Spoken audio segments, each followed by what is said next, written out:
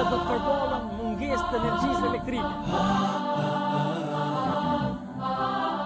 Kemi edhe armiq të natyra të ndryshme. Kalon rrugës një kalimtar rasti edhe Musa e përcjell. Bismillahirrahmanirrahim.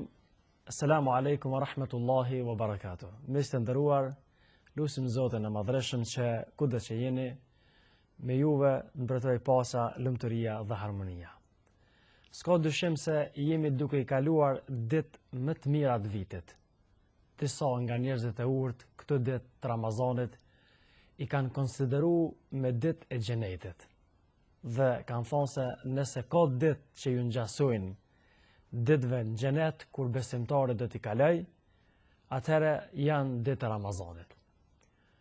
Ashtu siç shkon edhe jeta e njerit, ashtu shkon edhe Ramazani. Duke pasur parasysh se ditë e Ramazanit, ashtu siç na njofton Zoti në Kur'an, janë ditë të caktuara. Prandaj gjithçka që është e caktuar, e numëruar, që ka mundësi më numëru, shkon shumë shpejt. Edhe muaj shejt i Ramazanit, gjithsesi ditë e Ramazanit po shkojnë shumë shpejt nga mesi jon. Me shkurjen e këtyre ditëve, sigurisht se shkon një pjesë e vlefshme e jetës tonë. Lutim Zotin e Madhreshëm që ditët që kanë ikur nga ne, kanë shkuar, të kenë qenë të kënaqura me angazhimin dhe punën, aktivitetin, adhurimin tonë. Kështu së bashku kemi arritur në 10 ditëshin e fundit të këtij muaji. 10 ditë apo net të Ramazanit, për cilat pejgamberi alayhi salam na ka folur, na ka porositur dhe praktikisht na ka tregu se si duhet ato net apo ditë të ngjallemi me ibadet dhe adhurim. Aisha, Allahu të qoftë të kënaqur me te, nëna e besimtarëve, ka tregu se si ishte gjendja Muhammedit alayhi salam kur vinte 10 i fundit të Ramazanit. Thot Aisha radiallahu anha, kur vinte 10 i fundit të Ramazanit, pejgamberi alayhi salam i shtrengonte rrobat e tij, zgjante familjen e tij dhe e ngjallte natën gjatë këtyre netëve.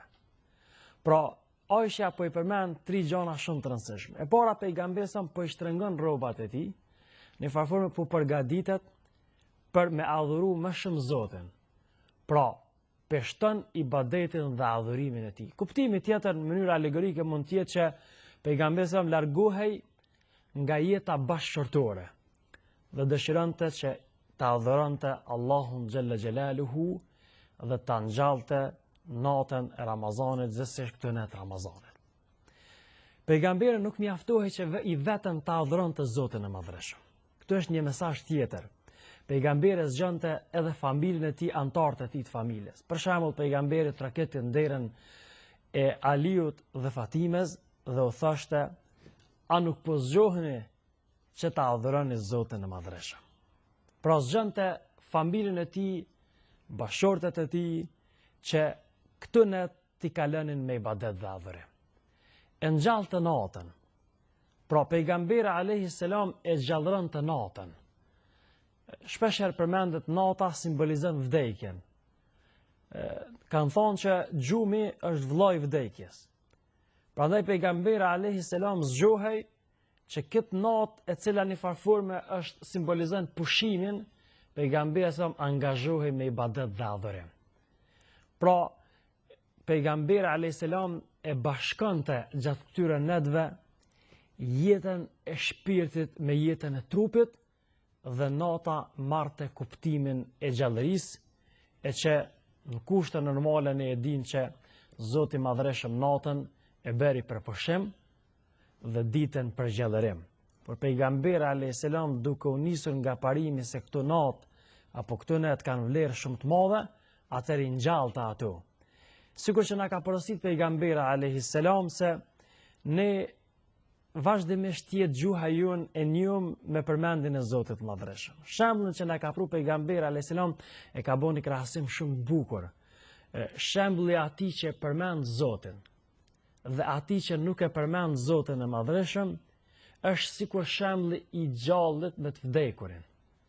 Pra pejgamberi alayhi salam e llogaritke se ngritja e tij për ta adhuruar Zotin, për ta përmend Zotin, për të bërë istighfar, për të penduar tek Zoti i Madhreshëm, për të bërë sa më shumë sejdë, e gjithë ky aktivitet është që janë ngjallja e natës.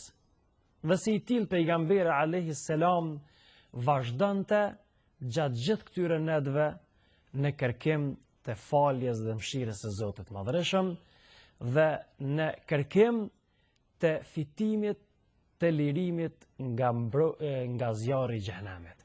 Për arsye se pejgamberi alayhi salam na foli për 10 ditën e parë si 10 ditë i mëshirës, pastaj 10 ditë i dytë si 10 ditë i faljes, pastaj për mbyllja e Ramazanit apo 10 ditë i fundit si 10 ditë kur njeriu fiton mbrojtjen nga zjarri i xhenemit, gjithsesi Zoti e liron qafen e tij nga zjarri i xhenemit. Pra, i gjithë ky angazhim i pejgamberit alayhis salam ishte me një qëllim që ta fitonte atë shpërblimin madhështor, apo të themi ndryshe, ta fitonte jackpotin, ta fitonte ta mrrinte notën e kadrit. Për arsye se liresh mund të shtrohet pyetja, pse i gjithë ky angazhim i pejgamberit alayhis salam? Pse ne kaq shumë duhet të angazhohemi gjatë këtyre netëve?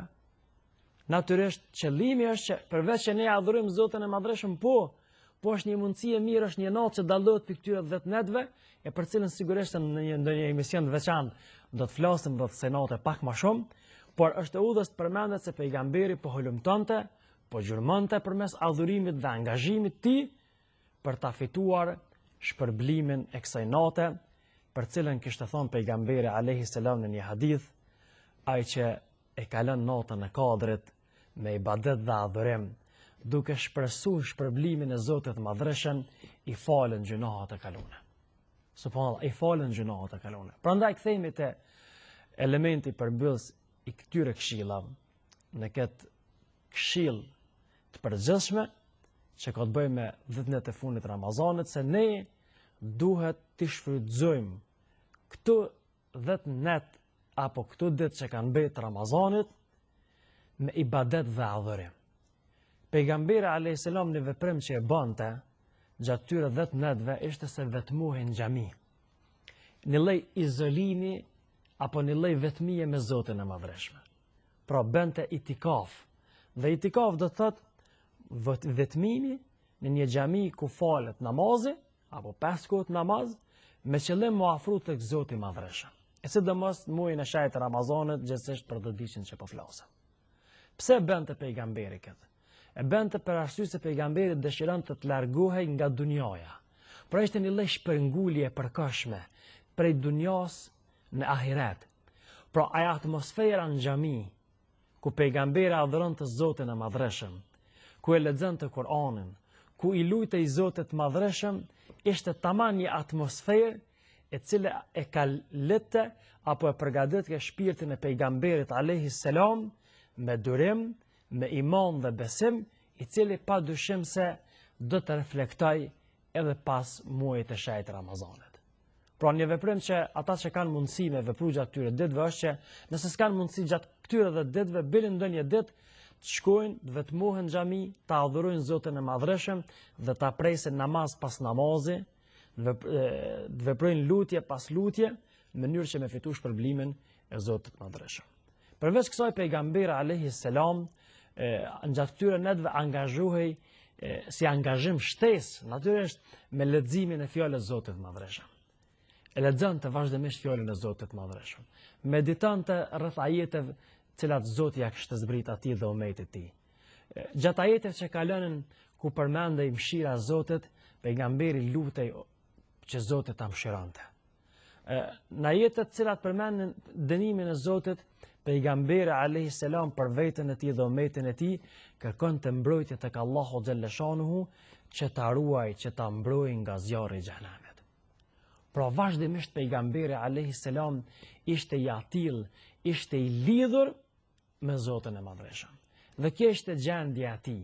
Prandaj jo rastisht një transmetim tjetër Aisha radiallahu anha, bashortja e tij, Zoti qoftë i kënaqur me të, thot: "N'asnjë kohë, n'asnjë periudhë, n'asnjë ditë pejgamberi nuk ka qenë më i angazhuar me ibadet dhe adhurim, me lexim të Kuranit, me lutje, se son këtë 10 që për cilën apo flasëm."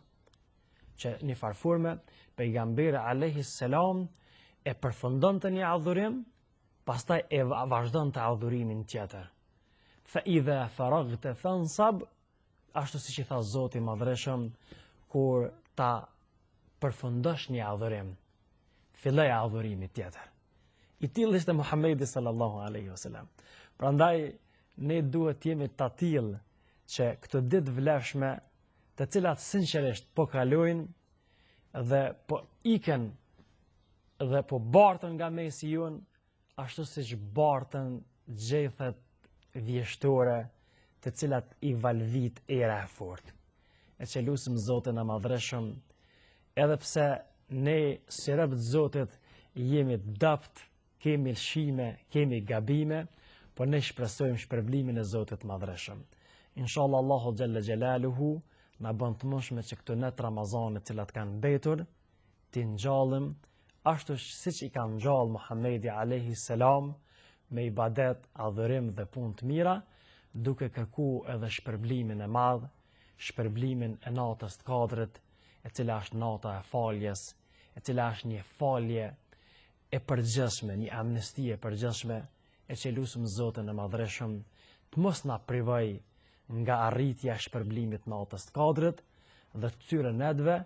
Inshallah Allahu xhalla xjalaluhu na bën të mundshme që veprat tona me qenë të pranuara, agjerimi jonë me qenë i pranuar, leximi jonë me qenë i pranuar, dhe inshallah Zoti na bën që pas Ramazanit dalëm sikur atë ditë që Zoti na ka bërë që me ardhmë në dunja, pra sikur atë ditë që kemi lindur.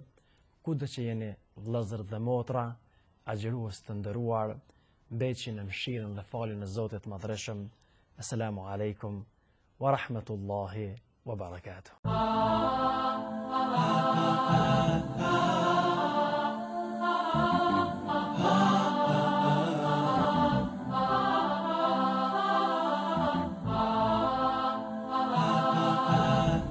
Dhe do të përballen mungesë të energjisë elektrike. Kemi edhe armiq të natyra të ndryshme. Kalon rrugës një kalimtar rasti edhe Musa e përcjell.